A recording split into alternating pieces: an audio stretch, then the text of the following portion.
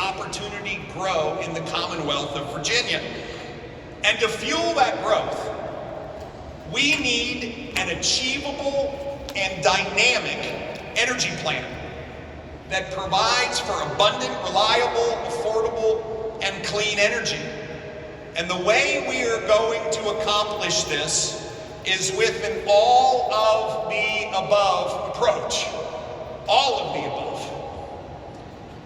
Today, I need to acknowledge that the plan that was adopted in 2020 by the previous administration established inflexible rules with rigid deadlines. Deadlines that are unattainable under the current technical capabilities and places an unbounded and ultimately unknowable cost on Virginia ratepayers. Let me also be clear that Virginia should have clean energy goals. And we have made extraordinary progress since 2010, reducing our carbon emissions footprint in Virginia by 43%.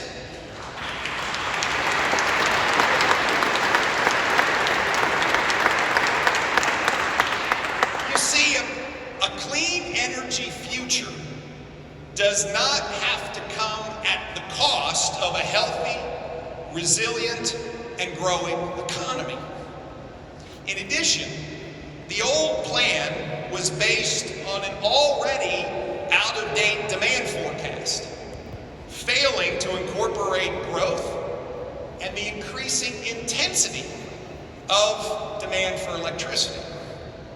And we certainly should not make irreversible decisions today based on so much of the unknown future that will hamper that economic future.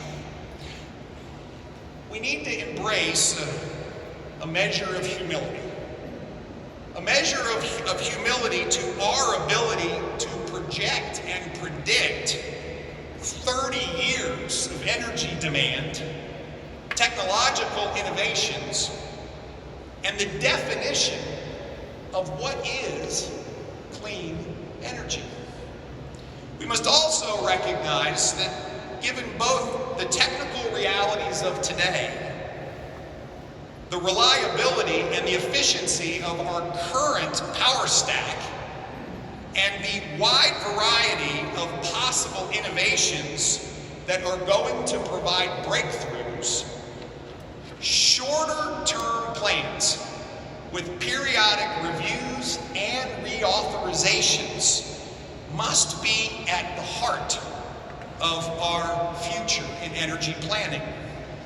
Shorter-term plans so that we can better understand energy demand. We can better understand the realistic technical innovations that can be incorporated.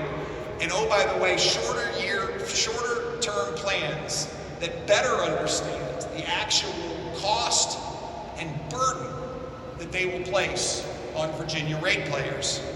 All of this instead of a 30-year plan that's based on technical hope instead of realistic strategy. I've often said that hope is not a strategy. Additionally, we must reject the mindset that this is an either-or moment. And we have to embrace the reality that it is both and. In fact, we do this with our plan today. A plan that we can do both. Ensure a bright future and expand our choices for power generation. In fact, the only way to confidently move towards a reliable, affordable, and clean energy future is to go all in on innovation, and not abandon prematurely the reliable network that we currently have in place.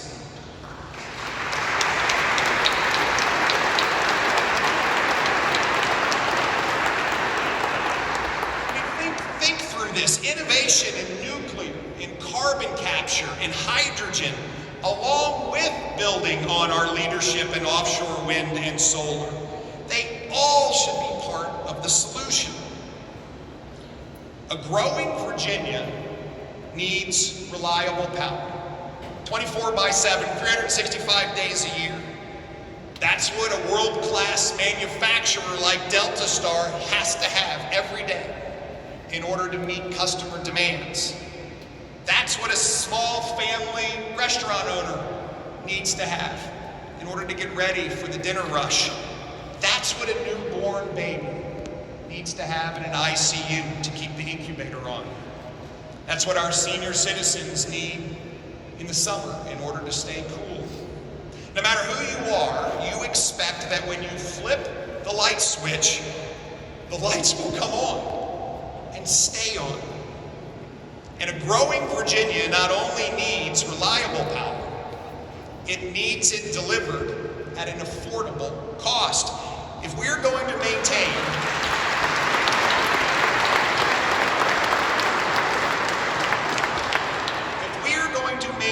our dominance, our true dominance in so many industries, manufacturing businesses like Delta Star, industries like data centers and shipbuilding, and we are going to grow our new leading positions in fields like advanced manufacturing, ag tech, indoor farming, biopharmaceutical manufacturing.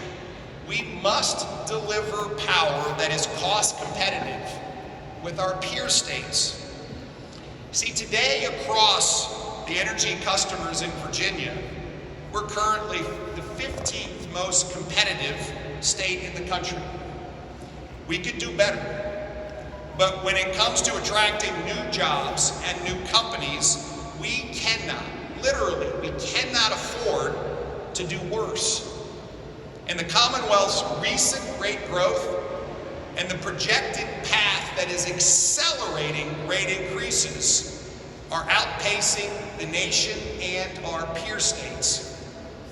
We also cannot, with inflation higher than it has been in 4 decades, stand behind policies that drive up costs disproportionately for poorer Virginians. But I want to be very clear. We absolutely must reject the false choice between reliable and affordable energy and clean energy. It is a false choice.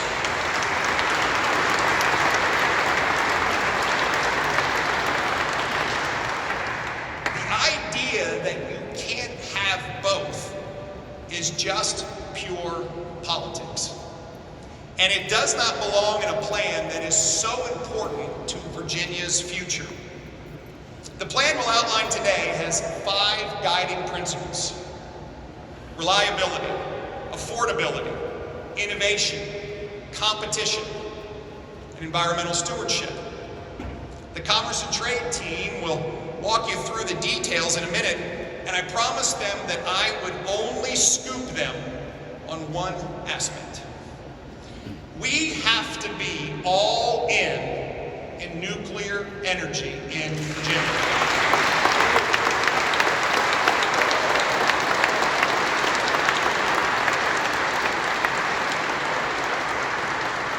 When it comes to reliability, affordability, when it comes to clean power, when it comes to the abundant nature of growing power demand, absolutely nothing beats nuclear energy. It is the baseload of all baseloads.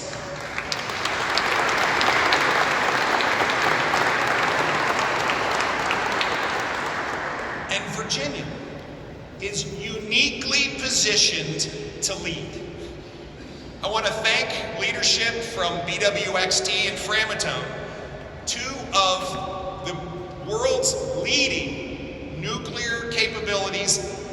By the way, not just in Virginia, not just in America, but in the world, who happen to be located right here in Lynchburg. I want to thank their senior management for showing up here.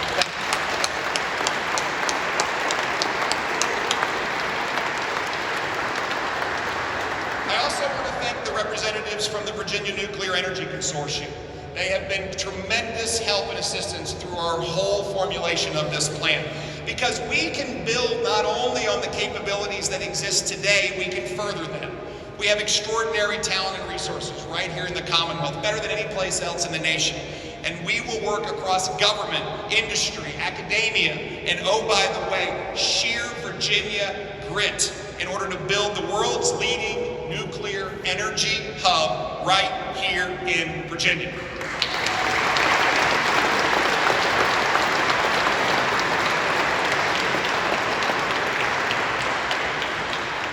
And I want to plant a flag right now. I want to call our moonshot.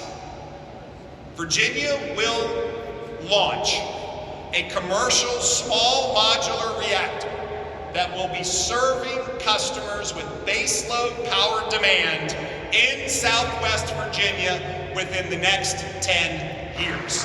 That's what we're going to go.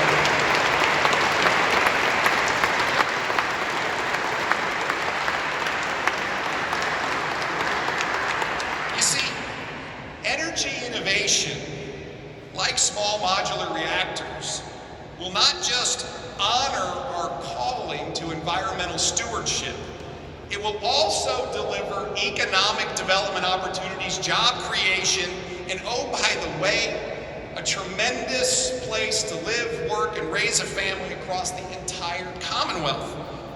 We have to advance policies that deliver a more reliable, more affordable, and clean energy grid. The future of our great Commonwealth depends on it. And now, it is my great privilege to turn this over to the leader of our Commerce and Trade team, the leader of our Economic Development team, Secretary Karen Merrick, to introduce her team and walk through the rest of the plan. Thank you very much.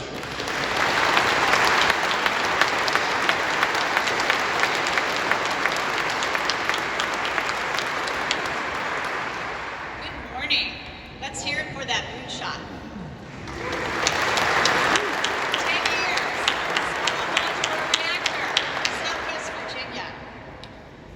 We're so delighted to be with you today, and thank you for joining us. Until now, Virginia's energy policy has been uncertain, and it's been placing a financial burden on Virginians. Virginia's energy needs to be reliable, affordable, and clean, and we take that very seriously. As our governor just emphasized, we are here to set Virginia on a new path. The Commonwealth must prioritize energy affordability as we continue to compete. We must foster an environment of innovation and growth. Virginia's companies need energy to serve their customers. Virginia's companies need energy to create new jobs. Here in Virginia, we have the largest naval base in the world. Virginia's defense industry needs reliable energy. Virginia has a port that is now ranked the most efficient in North America. Virginia's ports need reliable energy.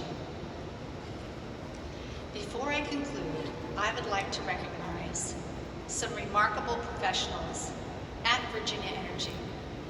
Director John Warren, Deputy Director Will Clear, Vince Meg, and Marcus Reed. Go ahead, let's give them a hand.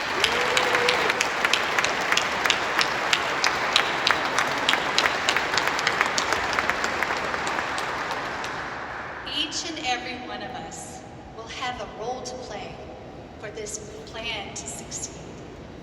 And now it's my great joy and honor to introduce my colleague and my friend who's going to walk us through the Virginia Energy Plan, Deputy Secretary of Commerce and Trade, Chelsea Jenkins.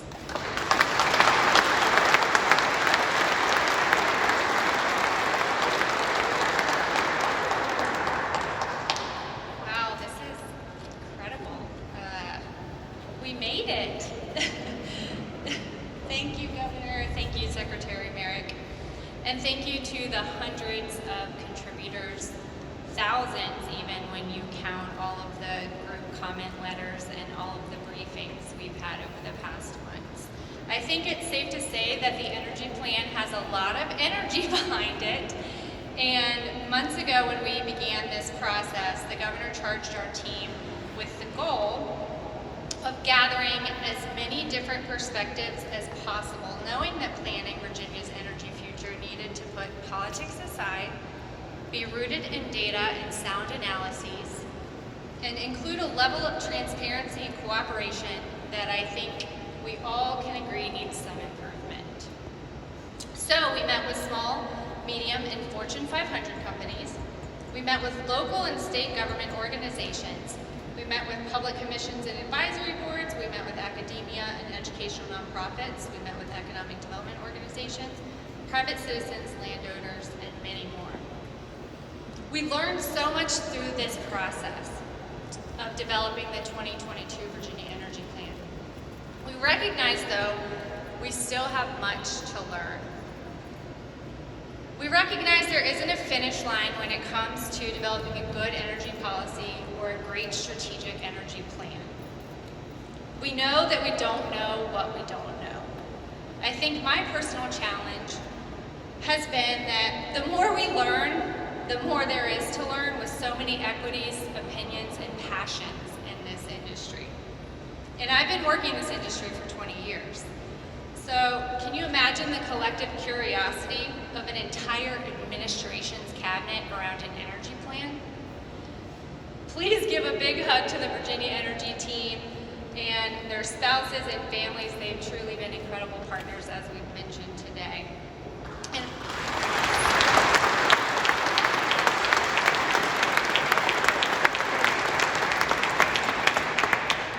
And I joke because it truly does make sense. Energy is important to every single person here. In our Commonwealth and across our great nation and the globe, energy is survival. It's a fundamental right and an incredible privilege that we take for granted until we don't have access to it. Or it's so expensive we need to watch how high or low we set our thermostats, or how many gallons we pump into our tanks, or kilowatts we can store in our batteries. Energy also represents an incredible economic development opportunity for our Commonwealth, as we feel we have incredible advantages already with our workforce talent, our academic institutions, our proximity, and of course because of our port. We just need to provide a bit more horsepower, strategic thought, discipline, and support from the whole of government in collaboration with our private sector and other partners. Because of the complexity and dynamic nature of our energy ecosystem, the number of stakeholders and years of planning required for generation and transmission projects, our goal was to look honestly and analytically at our current energy economy and the policy framework through which it's been built, in addition to analyses and forecasts of where we're projected to be. We looked at our 5 guiding principles to shape the development of our framework and the recommendations we've released today. What we all know intuitively is that in order to grow, we need access to an abundant, reliable, affordable, and clean energy supply. We also know that innovation and competition are at the heart of our ability to achieve these goals. As we took a step back and assessed the ability to deliver power today and to meet our current and future growth on demand, 24/7, 365, we walked away with several critical findings. First, in 2022, the Virginia Clean Economy Act mandated a laudable goal of 100% zero carbon energy generation by 2050 and prescribed increasingly strict renewable portfolio standards for Virginia's investor-owned electric utilities. With the VACIA's 30-year requirement, Virginia is the first and only state completely within PJM, our regional transmission organization, to have adopted this form of carbon reduction goal, and is the only state among our competitor states with these inflexible implementation standards. Further, the VACIA legally requires Virginia to retire all baseload generation except for incumbent nuclear power plants in favor of intermittent renewable generation. At the heart of this is that baseload generation is dispatchable and always on demand. There are no holidays for our energy needs. Intermittent generation has the benefit of free fuel, but is only available when the sun is shining and the wind is blowing, requiring utility-scale battery storage to manage power. Given our renewables leadership position, especially host of the largest offshore wind project in the free world, it's critical we put our best and brightest minds on solving the cost and commercialization challenges around battery storage. Our analysis shows that full compliance with the PASEA would result in a 58% reduction in our baseload generation, likely resulting in significant supply shortages, knowing what we know today. In short, we will rely on other PJM states to produce the baseload generation capacity for the Commonwealth to supply power demand 24/7, many of which have a high percentage of coal and natural gas. In addition to our concern surrounding reliable baseload generation to avoid future blackouts, our stakeholder engagement and analysis also uncovered the need to improve forecasting transparency and collaboration. Forecasting drives transmission infrastructure planning, investment approval, and implementation timing. These generation and transmission constraints are exacerbated by unpredictable and inconsistent permitting processes at all levels of government. And with rapid structural changes taking place in the power sector, including increasing cyber attack vulnerabilities, introduction of variable energy resources, and severe weather events, ensuring reliable, secure, and resilient energy is vital. Simply, it's irresponsible to place bets on technology 30 years in advance without the flexibility to assess and adapt. Aside from ensuring our lights are always on, we wanted to understand how competitive our rates have been historically now and what the future projections will be. And we came to a few important conclusions. First, the Commonwealth's energy rates were competitive historically, but costs have increased rapidly over the last decade and are predicted to increase 6% annually. Today, across energy customer types, Virginia is the 15th most affordable state in the country. And while Virginia's enjoyed reasonable energy prices among competitor states, costs are increasing, ultimately making Virginia less competitive.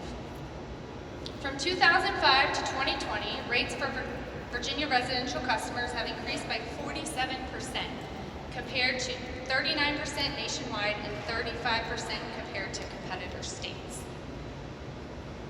RACs are the primary driver of energy bill increases.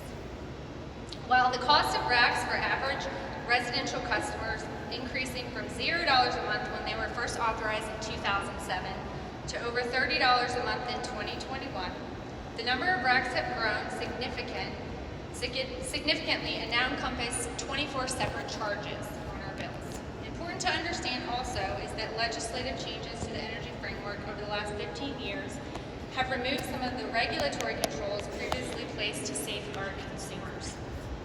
This is unsustainable, and we believe we can do much better. We plan to take a hard look at RACs in addition to recommending restoration of full discretion to the SEC by reducing or eliminating the use of public interest in prudent and reasonable mandates. Also, the SEC should have proactive authority to defer RPS requirements. We should have the flexibility to substitute technologies and to reflect least cost resource planning. Even though the first few slides present some challenges, the wonderful news is that the Commonwealth is in an incredible position to lead. We know now we need an all-of-the-above strategy to adapt to the challenges and opportunities of tomorrow. We have some of the smartest people in the country and a big head start, especially in areas such as nuclear, and we want to drive that bus. Not only do SMRs and hydrogen present great opportunities for the Commonwealth to not only meet its clean energy goals, but also create commercialization success. Why Southwest Virginia? We think they are in an incredible position to lead. Because of geography, history, ample resources, and a talented workforce, Southwest is in a great position. They've always been about energy and will always be about energy. Our plan is to set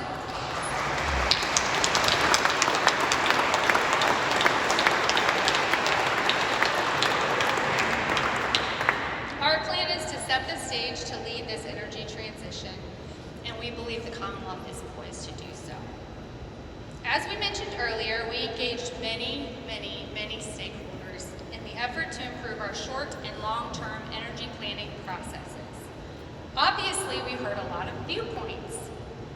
Some that rightfully pointed out that there are many benefits to regulated monopolies and believe that customer choice is a key to a healthy marketplace. We believe that we need to investigate this issue further by establishing a work group to evaluate the best options to implement choice without causing harm to other ratepayers. Specific projects, new renewable generation projects in particular, could present an opportunity to provide more energy choice and attract more businesses to Virginia. Last but certainly not least, those that have known me for many years understand environmental stewardship has always been a core principle of mine. I literally made my own biodiesel in college and have driven every kind of alternative fuel vehicle available over the last couple of decades. The governor and all of us here today also share the same goal. We share the goal of achieving the "and" moment the governor spoke about versus being backed into a corner of war. The good news is that we're already on a positive trajectory when it comes to environmental progress. From 2010 to 2020, the Commonwealth reduced carbon emissions by 43%, mostly as a result of switching to natural gas. Renewable natural gas, renewable propane, sustainable transportation fuels, carbon capture, improved stormwater management, and other opportunities could help us improve environmental protections, which is also more than air emissions. We need to look at end of life for all technologies and their life cycle impacts. This is not just an air story, it's a land story, it's a water story. In closing, there was so much hard work that went into the development of this plan.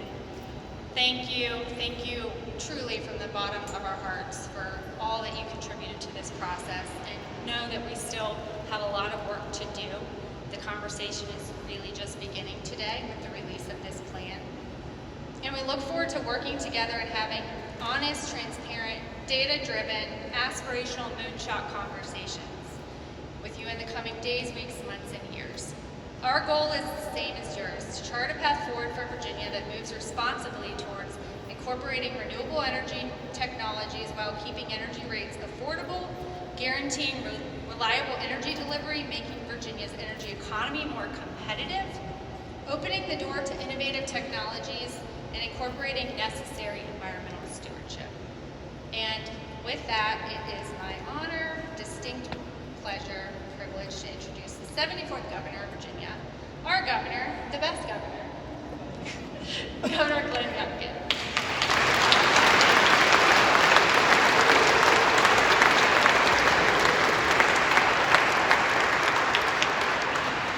So as you can see, all of the above means all of the above. And that's what we have to embrace. This idea that we can plan 30 years in advance and make decisions today based on technology that practically doesn't accomplish the goal and dismantle our very reliable and affordable network is inconsistent with having a plan for Virginia. Hope is not a strategy.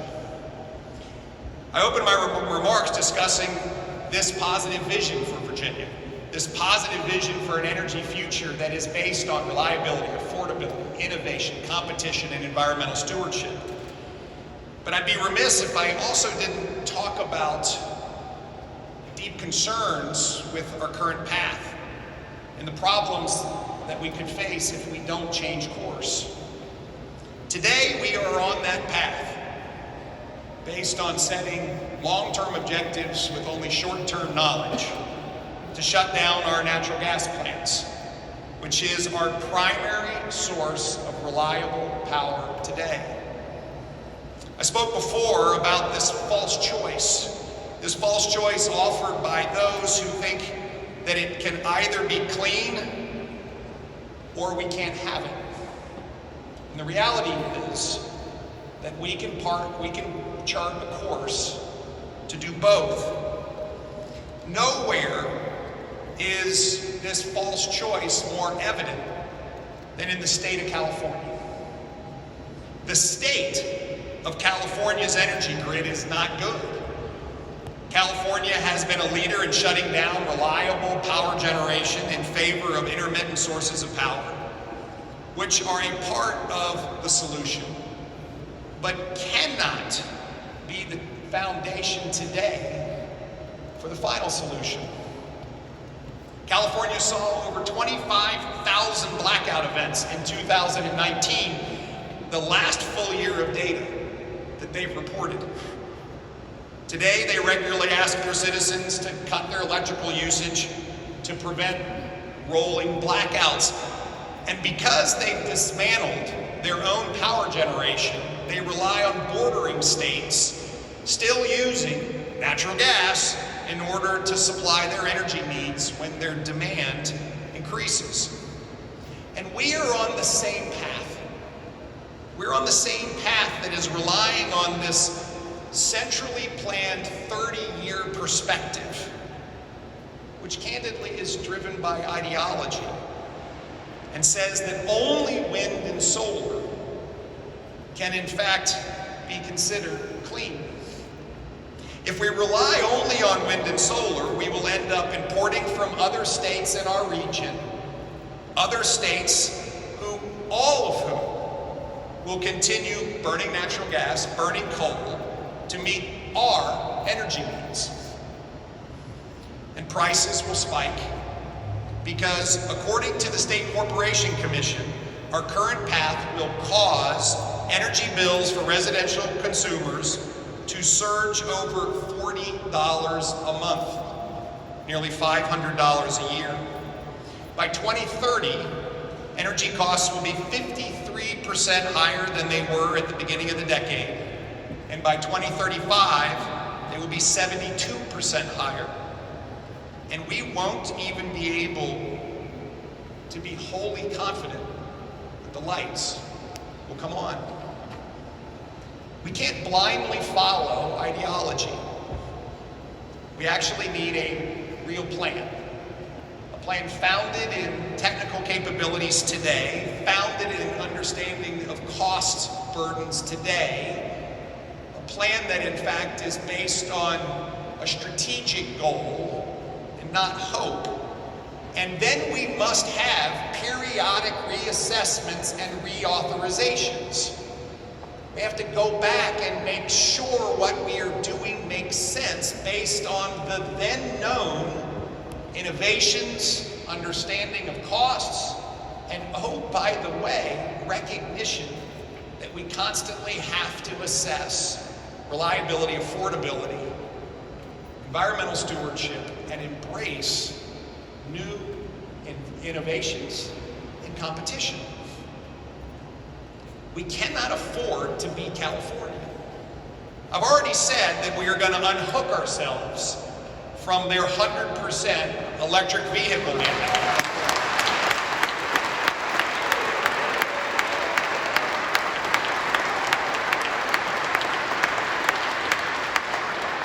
And I want to thank Senator Newman for already introducing a bill to repeat that mandate. Thank you, sir.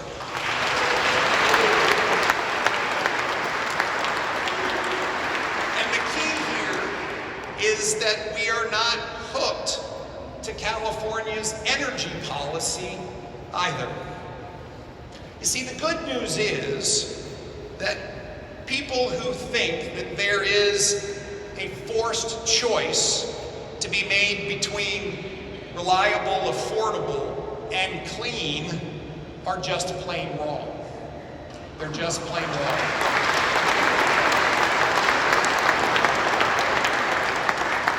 It's not either or, it's both and. Today we lay out a both and vision for Virginia's energy future. One that is indeed grounded in being reliable and affordable and clean. I am so excited to go to work on this plan. I am so excited to collaborate with our colleagues in the General Assembly, to collaborate with industry, to collaborate with academia, to collaborate with Virginia's doers and shakers that will, in fact, forge this path to an ever, ever, ever reliable and affordable and clean energy future. Friends, together, we can make Virginia the best place to live, work, and raise a family, and we will do it together. God bless you, and God bless the Commonwealth.